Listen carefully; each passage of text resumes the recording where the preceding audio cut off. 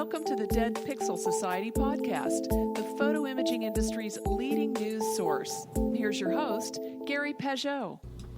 The Dead Pixel Society podcast is brought to you by Media Clip, Photo Finale, and Advertech Printing.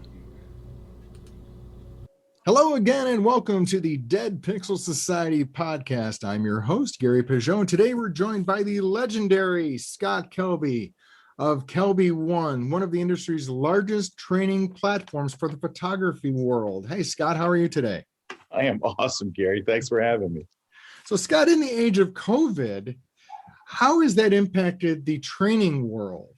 It's impacted it in a really massive way. So, I think of our company as like an online based, we do online training. We've got like 800 classes and that's our main business. But an important part of our business are live events. So each year we hold the Photoshop World Conference. It's usually in Las Vegas, which is a big conference, and it brings in photographers. It's a Photoshop conference with a ton of Lightroom training and a ton of photography training. So it started as Photoshop World, but as photographers kind of moved into that space, it became more of a photography world. But there's a lot of software and post-processing that we teach. But yeah, that conference went away. We've replaced it with online conferences. We've done 5 or 6 so far, and they're 2-day events. But it's just not the same. It's like, I think just as people, we need to get together. We need to gather in groups. And there are friends that I only see at Photoshop World. I look forward to it so much each year. It's like a family gathering. And there's been people that have been coming for 15, 20 years that come to every single Photoshop World every single year. Right. And it's kind of like a homecoming. And that's been kind of rough. I do a seminar tour that goes to like 22 cities, and I think I went to 2 last year. Wow. Before I had to stop. So I miss all that a lot. We've had to shift our business. Sure. And so it's been okay, but it's just replacing that human contact is just so hard. It's just, you can do it virtually, and it's not bad, but it's just not that level of awesome. There's no hugging. There's no hanging out at the bar. There's just all these things that we do and fun that we have. And it's so. Or even just incidental encounters, like you see someone and you see their badge and you realize, hey, this is someone I need to meet, right? You can't do that online. Yeah, all that stuff, just so much of, I always tell people, and I said this even, before the pandemic and stuff, is that so much of what we do is real connections are made in person. You can email people, you can text, you can do voice stuff, you can do video, but real connection happens in person. And I think that is such a powerful thing. And I've said that forever because there's people you'll meet and you talk to, and you've worked with them for 2 years. You have one dinner with them and everything changes. Right. So it's that personal connection. I miss it. It has definitely impacted our whole industry. Gosh, I've got so many friends where they tell me their stories of, their business has been devastated. They're sports photographers, right? And they're allowing a quarter of the number of photographers that used to be there, and the access is so limited. And I've got wedding photographers that aren't doing weddings, right? It's just, I've got portrait photographers that go, I can't get anybody to come in my studio. It's just, I can't name a genre of photography that hasn't been impacted by it. Workshops, the workshop business. I had a workshop planned in Prague for this past year. Then I was going to do Tuscany, and I had to send an email again to my Prague group. Well, we're not going to go in April. It's disappointing. It's disheartening, but it's kind of where we're at. I'm just, I'm hopeful for the future, but has it impacted every facet of our industry, including production and manufacturing and everything. Oh yeah. Because think about how many people plan a big trip and they buy that DSLR, that mirrorless camera, and they buy the bag and they buy the lens, and, they make a big, all that's gone. Right. We all know what's happened to camera sales in the last year. And I think, the inhibition of travel has impacted that tremendously. Oh, yeah. That's what you use as an excuse to buy new gear. That was our excuse. Well, I'm going to Namibia. I can't go with the crap camera I've got now. I need something really, that was what we used as a reason why we had to get that new camera bag. So I'm just curious, how has COVID changed the format of an online event? I mean, because it's different than a workshop. And the reason why I asked that is because I've seen different organizations try and take their live event and kind of turn it into a virtual event with like a trade show booth or a floor and breakout sessions and things. And I'm really not sure that's been successful. And you've been doing both. So when you do your virtual Photoshop world, is that a similar format to the live event, or do you do it similar to your online events, or is it a hybrid, or how is that? So it's kind of a hybrid. I will say this, it has worked phenomenally well. Mm-hmm. From our last one we did, which we just finished a travel photography conference, by the way, 99.6% of the respondents, we had over 1,000 people, said that they would absolutely attend another one of our online events. Right. Okay. So we run 2 simultaneous tracks. We have live presentations, live Q&As. We have a wrap up that we will get all the instructors together and do a Q&A. But I will be honest with you, a lot of the people that are coming to our events are people that have been to our live events. Right. So it's kind of like they're reconnecting online. The class, presentations are great. We've got studios and we've got, facilities, and, we've got a great team. So the quality is great. They get it archived for a year.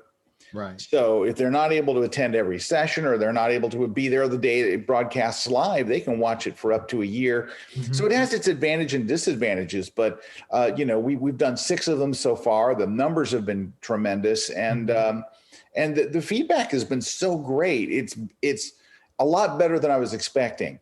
The only people that don't do that well is there is no trade show. Right. Exactly. So at night, we do a vendor area, and they get a half an hour to basically just say, hey, if you want to stop by, I'll be showing my product. And for some people, it has worked quite well. And for others, it just hasn't. It just depends on what your product is and how it translates and how you are as a presenter, right? So now you're talking to someone who's usually standing at a trade show booth, is looking at a camera from their house, from their living room. So right.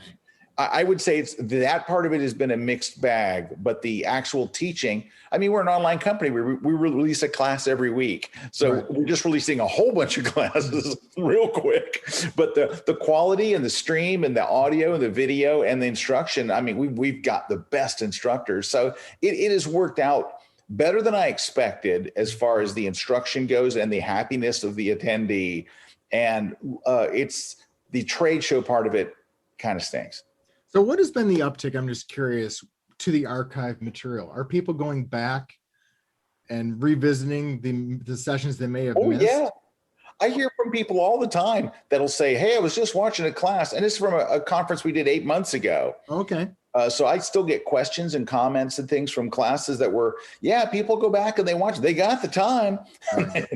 they've got the time on their hands. So yeah, they've got 20 classes basically is what it's 2 tracks, 2 days. So they have 20 classes plus bonus sessions and a pre-conference workshop. And yeah, it's all archived for an entire year, so they can just go watch it. I'm so surprised it has worked out as well as it has, because to be honest with you, Gary, I had very little hope when we first started doing it. Right. I was like, we do this stuff live, and now we're going to take it online. And I knew that we had the technology because that's what we do, but right. I didn't know how. And so we decided to do them live. Our first conference was 100% live. Every class, we had an instructor in Paris. Mm-hmm. We had an instructor in Canada. We had an instructor in the Netherlands, and we're all broadcasting live. And it worked out astonishingly well, much better than I was expecting. So it's a mixed bag, but mostly good. Obviously you already had a foot in the online world anyway, so you'd have to build it from the ground up. Unfortunately, there's been other conferences in the industry who weren't as prepared. So it'll be interesting to see how that evolves, because I think once COVID passes, hopefully soon this year, perhaps, and people can start going back to things, it'll be interesting to see how much the online portion is retained. Right? Because you're building an audience based on people who have already come to your events, and hopefully you've picked up some new people. Right. So will the new people who've never been to an in-person event, will they go to a future in-person event? You don't know. No one knows. I don't know. We don't know. Yeah, it'll be interesting because one thing I've discovered from people who are talking about the changes COVID has wrought on the industry is, there's really no going back to a pre-COVID world. Right.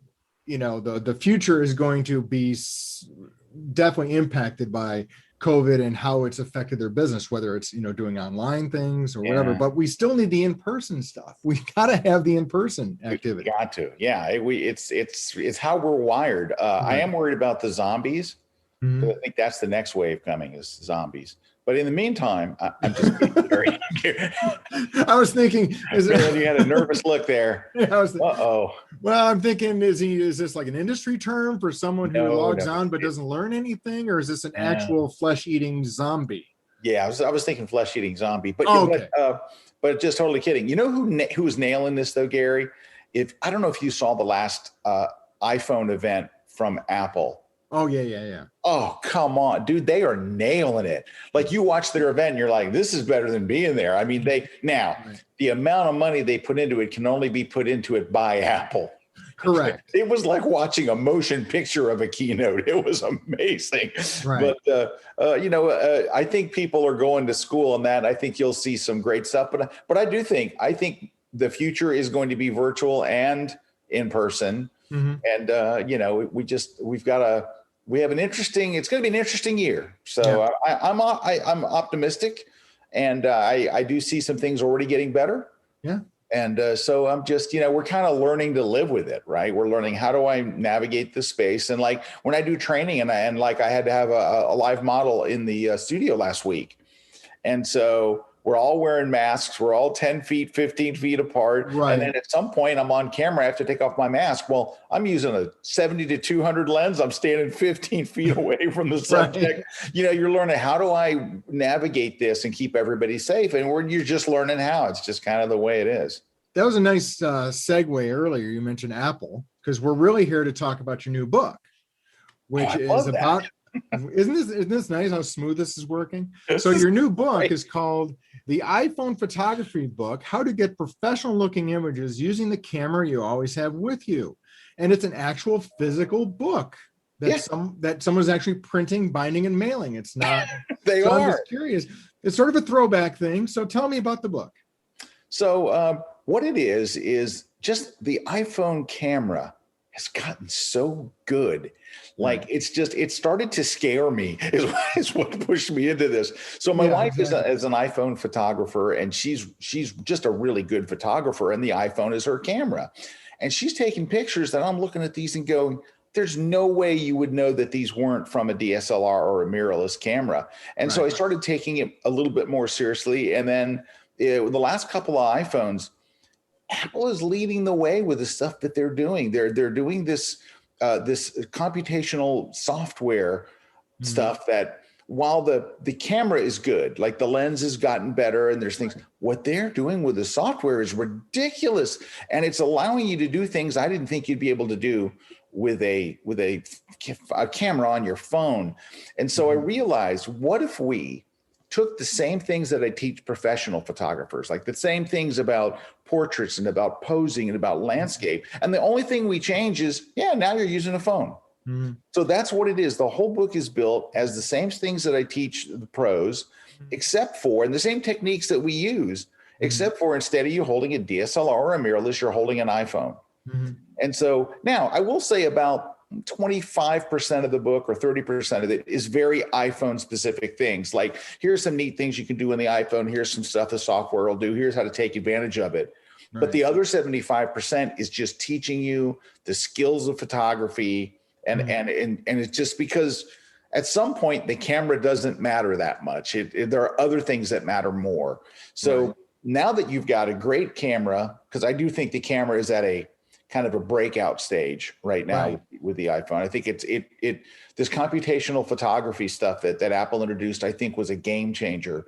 So that's where I think I thought it was time for this book. And what's weird is, Like you're like, do people still write books? This book has my highest pre-orders for the print version of probably any book I've had in 3 or 4 years. Wow. So I'm curious, when you say professional, that's one of those words that, can mean different things to different people. So clearly you're talking about, something other than portrait mode, right? On the camera, even though the portrait mode is fine and we all like it. When you talk about professional, what kind of accessories are you talking about that can go with the, let's say an iPhone 12 Pro, either lights or? Well, I mean, I do talk a little bit about accessories. I have an accessory chapter in the book, and there's some things that'll help. But the things that I talk about a lot in the book are not necessarily things that you buy to attach to your phone. Okay. So for example, if I'm teaching photography, natural light photography, so a lot of people are drawn to natural light photography, it's inexpensive and things like that. And I have a whole chapter on that. But one of the things I tell people, and I'll just share it with you, one of the big tips in the book, and it's a secret that pros have been using forever, is to buy what's called a one-stop diffuser. Mm-hmm. So this is not a piece of camera gear. It's an accessory for photography. Picture a round disc that's flat. So it's a flat round disc about the size of a basketball. It opens up into a big, large, 30 or 40 inch rectangle. Yep. You literally hold it between your subject and the sun, and the light becomes absolutely beautiful. So you're standing out in this harsh, nasty, whatever, and then you put this diffuser over your subject's head. So you need a friend. Right. So Gary, you got to get somebody out there with you. Right. And you'd both have to be wearing masks at this point to get close enough to do it yourself. So bring a friend, an assistant, a buddy, whoever. And you just say, look, put the sun's up there and they're squinting and it looks awful. Put this between the sun and them. And Gary, it is shocking. I mean, the difference is just like, are you kidding me? You know how much it costs? You can get it for $10. You can find these for $10. You're $10 away. But also, you take that same thing and put a flash through it. So they make flashes for the iPhone. Yeah. They're not that soft until you fire one through that one soft diffuser. All of a sudden, you're getting results that you would swear that you shot with a DSLR or a mirrorless because the quality of the light is fantastic. And by the way, the iPhone does great in great light. Like that's its secret weapon. Its secret weapon is if it's nice and bright outside, it'll rock it. But when you're shooting outside, people don't look that good. But for $10, I'm telling you, it's a different world. And I show side-by-side examples that are stunning. Like you look at that and you're like, I will never photograph a person without a one-stop diffuser in my life. And I give you all kinds of other examples. But that's typical of the kind of things that I talk about. How do you use a diffuser? Why do you use one? How to use one with a flash? How to use a flash? All that kind of stuff. Yeah, portrait mode is great, but it's just one thing. That's one little thing in your bag of tricks. But it's the same bag. What's interesting is with the stuff you're talking about, it's the same bag. It's just a different device. Yeah, it is. It's the same stuff that I've been teaching. And I have a book called the Natural Light Photography book that is for DSLR and mirrorless. And there's a whole chapter on the using diffusers, big ones, little ones, because you can get big ones that you can, shoot a wedding party under. And, there's all kinds of things that you can do.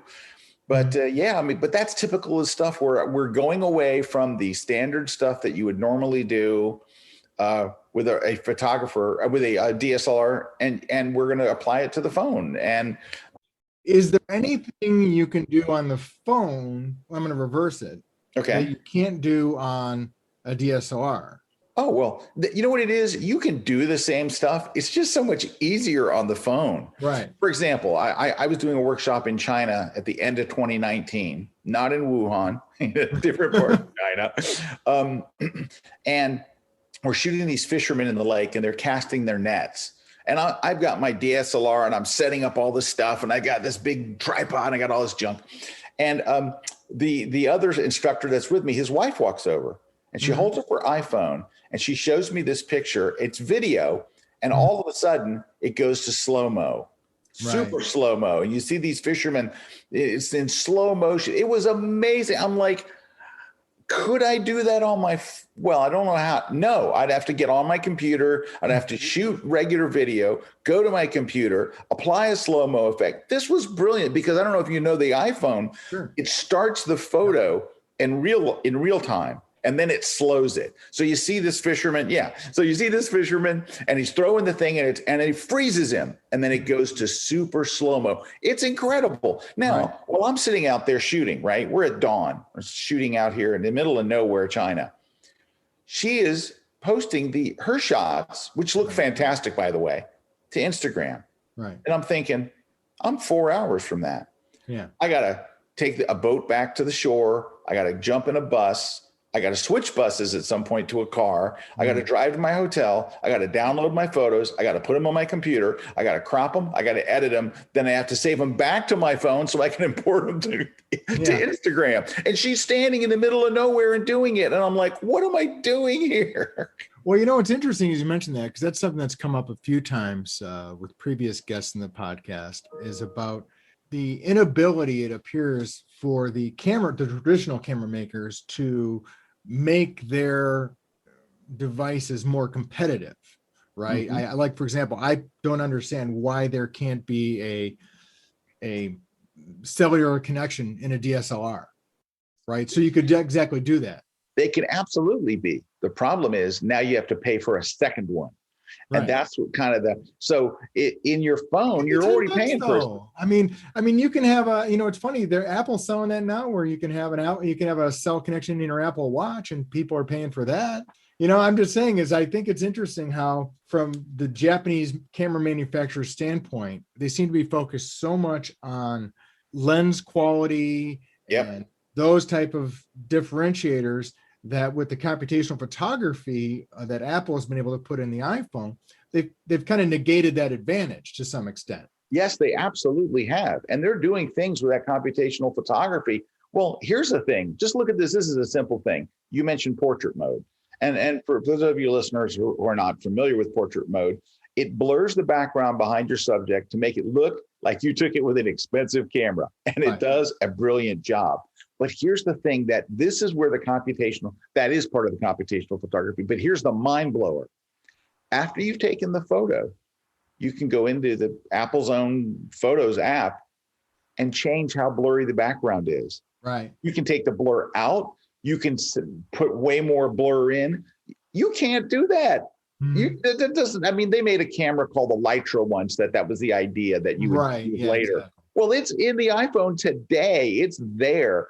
And you can go say, all right, I want to make this a 1.8 aperture. You just slide your finger to the left of the background. I'm telling you, it's just that kind of stuff. And that's really what it is. It's the ease and immediacy of what they're doing. So they're doing things sometimes that your camera can't do at all. And then when they're doing things that your DSLR camera can do, they're just doing it easier, faster, quicker, and then you can share it. And you're right. The camera companies are like, hey, let's focus on sharp lenses. And Apple's like, let's make cool stuff easy for everybody. And let's let them do stuff that even pros are having to take a long time. They have to wait till they get back to their laptop. And, Apple's like, this is our computer. This is it. We're going to edit in here. And to make an image black and white, to add motion, like, for example, it just is a little tip. When you're shooting pictures with your phone, if at any time you decide you want to shoot video, you just click on the shutter button and drag to the right, and it starts shooting video. Right. While you're shooting stills. Right. And by the way, you can do the opposite. When you're shooting video, if you look on screen, there's a little white button. That's a shutter button. You can take stills while you're taking video. I mean, they're just doing things that you ask your DSLR to do that. They're like, oh no, we either shoot video or we shoot stills. We don't do both. And the iPhones goes, yeah, absolutely, we do both. And I'm telling you, Gary, it's terrifying what they're doing with the iPhone. I had to write that book. I have a question. So one of the advantages, of course, an iPhone has is you can do apps. Yeah. Apple's built-in app is great. Are there any other apps you recommend that people try out to play with besides the usual Instagram and? Oh no, I'm going to give you one. I'm going to give you a great one. Mm-hmm. It's called Lens Distortions. Okay. And it's so cheap. And I'm telling you, what it allows you to do, because the name is really, it's not a good name. Right. But what it allows you to do is add all kinds of things, effects to your photos, like lens flares and suns and the sun peeking in and fog and just all this different stuff that you add to your photos that take them to another level. And all I do every time I look at it is go, why doesn't Photoshop have this? Okay. This should be part of Photoshop. I can do it on my phone for like 99 cents and it's great. It's so much better than you think, because my description does not do it justice, because it sounds like I don't really want to add that until you see all the things it does. And you just drag and drop them. You take your finger and say, ooh, that looks really cool. You drag it into your photo and then you move it on the screen the way you want. And then you can decide if you want it brighter or not. And, that's like a hot thing with portraits right now, or all this backlit lens flare stuff that you see on Instagram. Yeah. You're one tap away. It's so cool. And it works great on landscapes. You can make stuff look like space. It's all kinds of fireworks. It's all this different stuff. It's amazing. So that is my number one pick, lens distortion. Lens distortion. I think that's one of the things that has been underestimated in terms of how people interact with a camera phone versus a traditional camera. Is the camera phone allows you to experiment much more easily with an image. Oh yeah. Then even when you get it to your desktop, right? Once you're in a desktop, it's not as free flowing process, I think, rather than just sliding stuff around on your finger. Oh yeah, it's so intuitive, it's all built in. You're not having to use a whole bunch of different crazy things. Like I always tell people, if you want to have fun with your photo, take the photo and then swipe up. And all of a sudden, here comes all these new features, and you're like, "Wait a minute! I can animate this photo." It's like it does so many things behind the scenes, and you're just one click away. It's stuff that you could do in Photoshop. You just have to be really good at Photoshop, but you don't have to be really good at the Photos app. It's just all right there, and I think that's a great equalizer. I think that gives people an opportunity to do things with their images that were out of reach for most people that weren't like Photoshop experts. Throwing this back out to your core audience, like the professional photographer, how do they react to this in the marketplace when, Uncle Joe thinks he's a pro with an iPhone? They are very, very defensive about it. I can tell you they are very, very defensive. So the community is kind of split into two groups. There's this not two. It's not a two, it's a group. There's one group that's like, I can see where this is going. I can see that this is the future, and I'm tired of carrying a heavy camera, so I'm okay with this. And there's the other side that says, I don't want to be wrong. I've spent a lot of time learning this stuff. I spent a lot of time perfecting it, and I don't want Uncle Joe to come along and kind of take my wedding gig. Right. But the reality of it is Apple is innovating faster than anybody, faster than Canon, Sony, Nikon combined. They're doing stuff that the camera companies can only dream of, as you pointed out earlier. And so, you don't have a choice. They're going to keep making the cameras better and better. Hey, do you want to hear an interesting statistic? Do you know how many people at Apple are working on just the camera? Like how many? I read this in an article, just people working on the camera at Apple, over 800 full-time people just working on the camera, because one of the main reasons, if not the main reason, people upgrade their camera from version to version, update their phone, is to get a better camera, a better photo experience. You don't pick up your phone and look at it and go, I wish I could make a call. I wish there were apps. It does all that stuff. What's the one thing that can continually get better and better and better and make you want to buy a new phone? It's why I bought my phone, because I wanted a better camera. Well, it's interesting you said, because if you look at your typical iPhone ad, it's a camera ad. Mm-hmm. That's what they're promoting, or that's what they're using as the differentiator, is the camera, not phone quality, not you can listen to all your music on it or anything like that. You did it on any phone. It's the camera industry is completely shifted in a completely different direction. Yeah, and what'll happen is, you're going to have, and for my prediction for the traditional camera industry is that they're not going away. DSLRs and mirrorlesses aren't going away, but they will be the tools of professionals, like people who make their living, because you don't want to pay some photographer $5,000. He shows up with his phone. Right. That's a quick way to get fired. Well, he's going to have one of those stop and a half shields that you talked about. He's going to have one of those. Yeah, you're going to bring a lot of equipment, because if you hire somebody to shoot your wedding for $5,000 and they show up with a phone, you're going to be pretty upset. Right. So there will be people that will still make their living and have their advantages. I mean, it's hard to shoot pro sports with an iPhone. Right. You're not going to see a bunch of people on the sideline, though I do see people on the sidelines. I shoot, NFL and different pro sports, and I look over and there's someone shooting video or doing time lapse or doing something with their phone. Yeah. So there are people that you will run on into, maybe 2 or 3 people per game out of the 70 or 80 photographers that are on a sideline of a game. But it's not a sports camera. Right. It's not a wildlife camera at this point. But I'm telling you what, when Apple does, and they're going to, right, find a way to incorporate a zoom lens. And what we've seen some other manufacturers doing is taking the lens, ready for this, they turn it sideways, because nobody wants the lens to extend out of the body. right. So they turn it sideways inside the body, and they use a mirror. Yeah. Using a mirror like a DSLR to Right. get you telephoto lenses. So that's what's next. I think when Apple finally introduces, because that's the one thing, they've got the wide angle now. Right. Their super wide angle is 13 millimeters. It's awesome. Right. Their super wide angle camera is incredible.